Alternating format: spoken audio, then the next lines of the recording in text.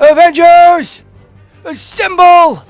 What's poppin', y'all? Welcome back to another YouTube video. Today we're taking a look at a final MCU movie review. This is our final movie review, and then I have officially reviewed every single MCU movie to date on the channel. And I am so happy, I am so pleased that I have managed to review every single Marvel movie, and then I can move on to Star Wars and DC. Because I'm excited. I finished all the movies. All the movies. I have watched them. And that it feels so fucking great. Because I've missed out on so many before. If anything before, like, Ant-Man, I didn't fucking watch. So, you know, it's good to watch it for the first time here. But without any further delay, let's get on to the grand conclusion of the Avengers. This is the fourth and final Avengers movie at the time of me recording this video, and it is Avengers Endgame. So, Avengers Endgame is a 2019 action sci-fi movie, which is 3 hours and 1 minute. It has an 8.4 out of 10 on IMDb, a 94% on Rotten Tomatoes, and a 3.9 out of 5 on Letterboxd. You can watch this on Disney+, Google Play, and Amazon Prime. After Thanos, an intergalactic warlord, disintegrates half of the universe, the Avengers must reunite and assemble again to reinvigorate their trounced allies and restore balance to the universe. So, how the story actually goes is with the Avengers putting together a plan. Iron Man coming back to Earth and then putting together a plan to fly over to Thanos' place, and they chop off his head, and he destroyed the Infinity Stones, so there's no way for them to come back. 5 years later, Ant-Man reawakens from, being trapped in the quantum realm, and he goes out, and he's like, yo guys, let's Back to the Future this shit. Let's Bill and Ted this shit. So Iron Man is asked to help. He says no, but does it anyway, because it's Iron Man. So he brings it to the Avengers group, because they were doing it anyway without him, and he was like, yo, flip my hair back. Look at how sassy I am. I fucking solved your problem. And then they get ready. They go to their respective places, respective timelines, and ta-da. Thor and Rocket go to Asgard, and they get the Reality Stone. Pretty easy. We then have, for whatever reason, War Machine and Nebula gonna steal the Power Stone from Star-Lord from the beginning of Guardians of the Galaxy, and they get followed by Thanos from that timeline, because the Nebula from that timeline sort of connects with the other Nebula, which I'm sure is an extremely large oversight on everyone's behalf, and something that I don't even think would fucking be able to work. I don't know, it felt weird, but anyway, Nebula swaps herself out with the other Nebula, as you do. They fight each other, and yeah, Iron Man and Captain America and Ant-Man fuck up and don't actually get the stone they're supposed to get, whereas Hulk does. So those two have to go back in time even further to get the other stone, and when they do get that stone, they go back because they see their father, and it's like, whoa, hey dad. And we then have there's so many fucking people. We also have Hawkeye and Black Widow going to the fucking main place with Red Skull, and they fight each other before they kill each other. Well, Natasha kills herself for the stone. They all go back, they do the snap, bring everyone back, but no one thinks it works. Their house gets exploded, big fight with Thanos, looks cool, everyone comes through the portals, Avengers assemble, they fight Thanos, I am Iron Man, click, they win, Thanos disintegrates, Iron Man dies, funeral, movie ends. Gonna be honest, that was a very quick run through of a 3-hour movie. I did that in 3 to 4 minutes, so I think I did pretty well there, not gonna lie. I probably missed out some vital details, but I just want to go over some many things which a lot of fans have pointed out. In the trailer, everyone that said whatever it takes sacrificed and died.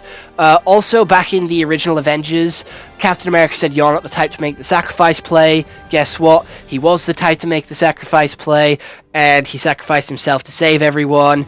And yeah, I'm going to be honest, they're all the things that I really care about, or really wanted to talk about from, facts that the fans brought up. I'm not that upset that Bucky didn't get the shield. I'm not that upset about it. I saw a lot of people pissed off that Sam got the shield. I'm not that upset about it. I'm gonna be honest. If I was Sam, I would have been a little bit pissed off. But, I mean, if I was Bucky, I would have been pissed off that I didn't get the shield. But it being given to Sam, I don't actually mind. I think that's pretty cool, and it is a little bit of a step in the right direction and a little bit of a development for his character, because Bucky's character can go into the White Wolf, but Sam kind of felt capped with get it, Captain America, felt capped with being the Falcon, and there wasn't really much wiggle room or anywhere for him to go. So turning him into Captain America, I think is a pretty cool call and a way to just expand upon his character and give him a little bit more to do inside the MCU. Killing Iron Man off, I didn't cry, I didn't care, I didn't cheer. I just kind of sat there and stone-faced watched him click and die. I didn't really give a shit. I cried when Spider-Man died. I didn't cry when Iron Man died. I genuinely couldn't care less. I liked Rocket's heavy involvement in this, and him still bringing the sarcastic sort of energy to the table. I fucking loved that, and seeing him and Thor have that really sort of like brosif connection was also really cool. What the fuck? Did a jet just go fucking sonic boom outside my house? What the fuck was that? Am I getting nuked? What the fuck? Now that whatever the fuck that was is gone, back to the video. I liked Black Widow's sacrifice. I felt like that was really good and had a better impact after the Black Widow movie. If the Black Widow movie didn't really come out, I don't think that impact would have been as good as this. I'm glad that this came out after, because that impact was really good. I quite liked a lot of this movie, I'm gonna be honest. I thought this movie was really nice, was really cool. And it wasn't as good as Infinity War, I'm gonna be honest. The time travel shit was kind of basic, and this movie was kind of predicted from the trailers. It was kind of already guessed that they were gonna go through time and solve it, because they really set themselves up to do that. There was no real other way for them to get everyone back other than time travel. And fair enough, they reinvented time travel, making it be like, oh no, you don't go back in time to the time that you were. You made a branched out timeline which doesn't have this thing, so it doesn't, it doesn't back to the future and you don't fade away. They made their own time travel situation, which is kind of confusing and kind of makes sense very briefly, but I do believe they break their own rules by the end of the movie. Like, their rules get broken, and it really does confuse the living shit out of me. I don't get that time travel. It's broken to fuck. Everyone coming out of the portal at the end was really cool. The female Avengers coming together, forming the A-Force, or whatever it's called, like the female Avengers, the girl Avengers. But I thought it was nice that they all got together. It did feel a little bit cheesy, and a little bit forced as well, but I liked it. I liked how they got their screen time together, because, to be fair, their characters you would never really expect to work together, and that's what I liked about this final fight. I thought this final fight was really cool, because it shows you characters working together that you'd never expect to see together, and just gave them all a really sort of interesting fight. It was done really well, and there is a couple of things where it's like, what the fuck is Iron Man? What the fuck is Spider-Man swinging on? Sorry. Again, everyone is very similar to Iron Man with their fucking machinery armor, but it's like, I don't know what Spider-Man was swinging on, but I don't care. I don't think too hard about that shit.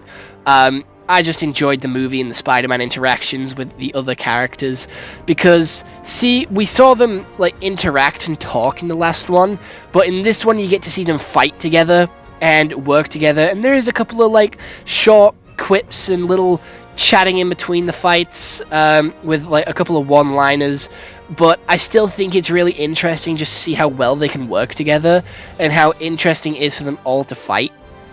Like, seeing Wong fight alongside Star-Lord is something that I never expected, or seeing, like, Peter Parker flying next to fucking War Machine with Black Panther running underneath them. Again, all really insane stuff.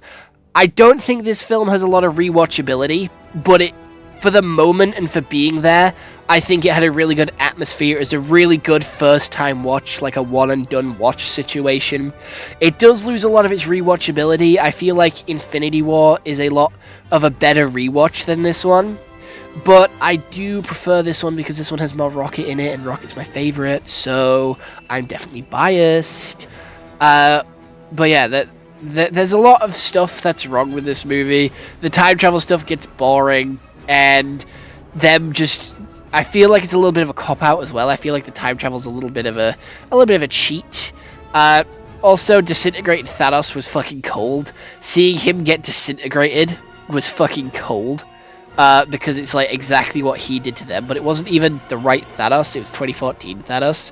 So that means Thanos never really did that in the first place, and that should have created a branched timeline. So where's that branched timeline, and what's that doing? Oh yeah, the TVA fucking pruned it, so nothing went wrong anyway. They create their own problem, fans point it out, and they write themselves out of it by adding new shit to the story. It's kind of lazy, but you know what? This movie's a 7 out of 10.